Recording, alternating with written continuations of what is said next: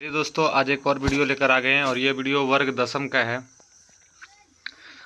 और ये वीडियो वर्ग दसम का संस्कृत का 8वां पाठ का है, जिसमें इस चैप्टर का व्याख्या किया गया। अगर आप वर्ग दसवीं के छात्र हैं और आप इसके पहले वाले चैप्टर का व्याख्या नहीं देखें, हिंदी अर्थ नहीं देखें, या फिर आपको समझ में नहीं आया है, या फिर आपको रिवीजन की ज़रूरत है, तो आप इस चैनल से जुड़ जाएं, चैनल को सब्सक्राइब कर लें और ये इसके पिछले चैप्टर का भी विश्लेषण करके व्याख्या करके इस चैनल पर डाला गया है। आप उसे देख लीजिएगा।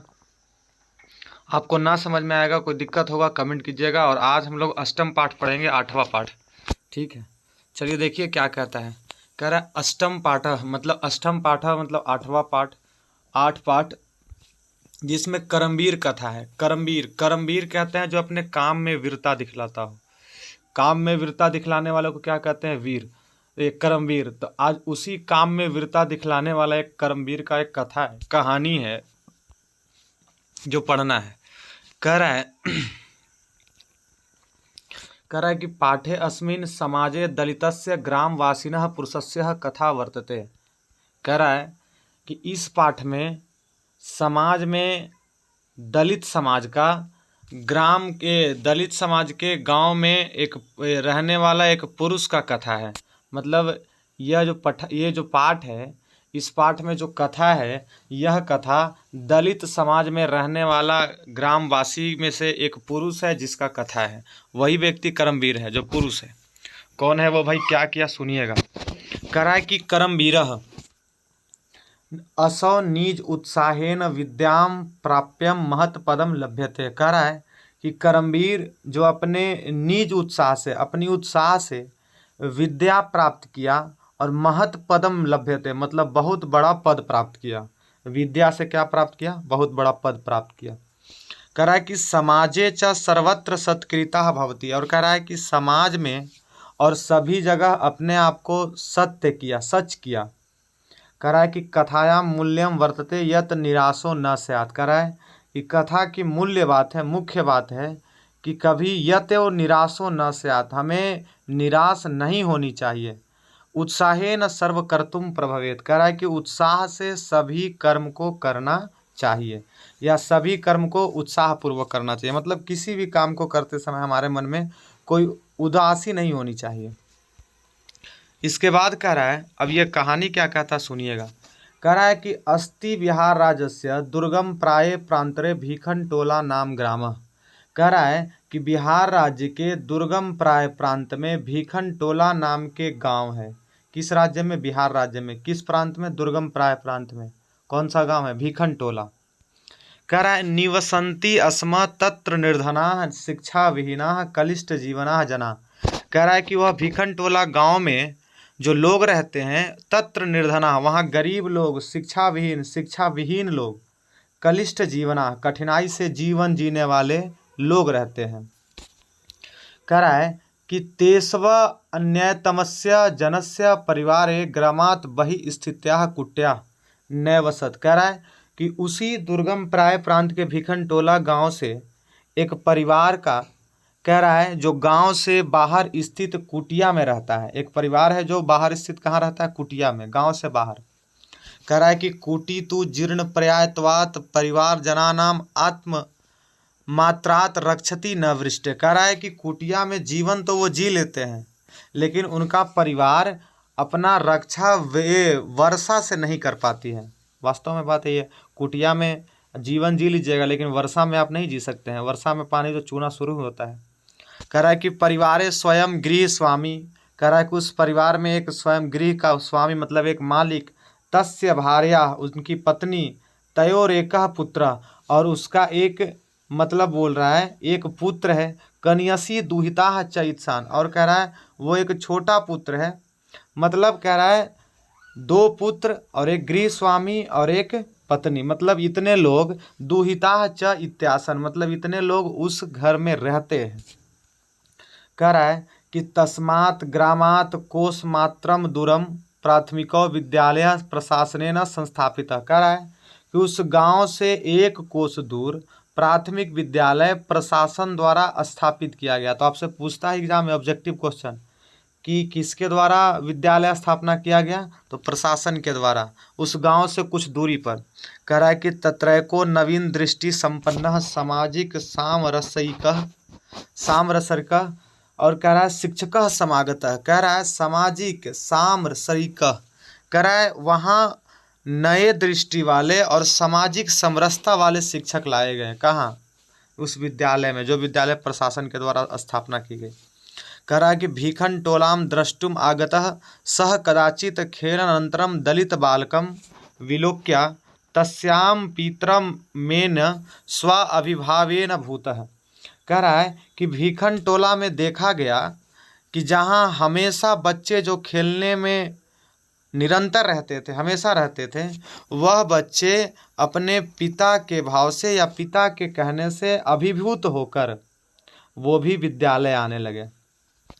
कह रहा है कि शिक्षकः बालकमेन स्वविद्यालय मानियम स्वयं शिक्षितुम भारत। कह रहा है कि शिक्षक वहाँ जितने बच्चे पढ़ते थे उस विद्यालय में, उस विद्यालय के सभी बच्चों को शिक्षा का भार किसने उठाया? शिक्षक द्वारा उठाया गया।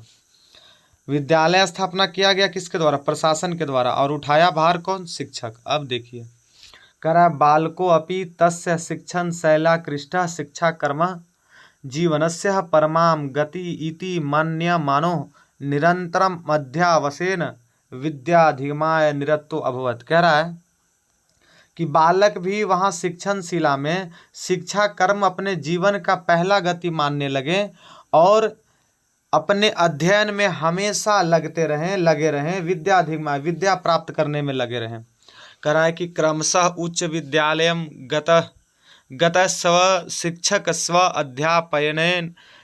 अध्यायवशयेन च प्राथमयम प्राप्त। कह रहा है कि वहाँ जो बच्चे पढ़ते थे वो अपनी अध्यापन से, शिक्षक के सहयोग से, अपनी अध्याय से उच्च विद्यालय में प्रथम स्थान प्राप्त करने लगे। कह रहा है कि छात्राणाम अध्ययनम तपः इति भूयो भुवः स्वविद्या गुरुणाम अपि अदृष्टः बालक। कह रहा है कि वहाँ का जो छात्र थे उनका अध्ययन ही सबसे बड़ा तपस्या था और वो बार बार अपने गुरु के द्वारा आदेश दिए हुए अनुसार चलते थे। वहाँ के बच्चे जो थे वो गुरु के आदेश के अनुसार चलते थे। कह रहा है कि पित्रार्थ भावे अपि छात्रवृत्तिः, और कह रहा है कि वहाँ के जो शिक्षक थे जो पिता के भाव से बच्चों को छात्रवृत्ति भी देते थे।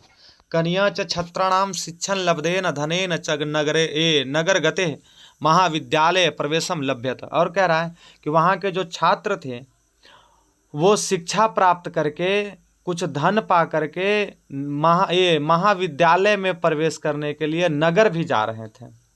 और कह रहा है कि तत्रापि गुरुणाम प्रियम सनम सततम पुस्तकालय स्ववर्गे च सदा अवहित च इत्साम आकृता क्षेल्पः स्व अध्याय निरतो अभवत्। कह रहा है कि वहाँ प्रिय गुरु के द्वारा एक विद्यालय में अध्ययन के लिए एक पुस्तकालय की भी स्थापना कर दिया गया, जहाँ बच्चे हर समय स्व अध्ययनम निरतो, जहाँ बच्चे हमेशा अध्ययन में लगे रहते थे।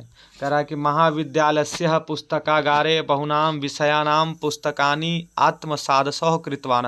कह रहा है कि महाविद्यालय के पुस्तकालय में बहुत सारे विषयों का पुस्तक शिक्षक के द्वारा स्वयं लाया गया। और कह रहा है कि तत्र स्नातक परीक्षायां विश्वविद्यालय प्रथम स्थानम वाप्य स्व महाविद्यालयस्य ख्यातिम वर्धयत। कह रहा है कि वहाँ स्नातक परीक्षा में विश्वविद्यालय में प्रथम स्थान प्राप्त करके वहाँ के बच्चे अपने विद्यालय का ख्याति प्रसिद्धि बढ़ाने लगे। कह रहा है कि सर्वत्र राम प्रवेश राम इति शब्दः श्रूयते। कह रहा है कि सभी जगह राम प्रवेश राम नाम यह शब्द सुनना जाने लगा।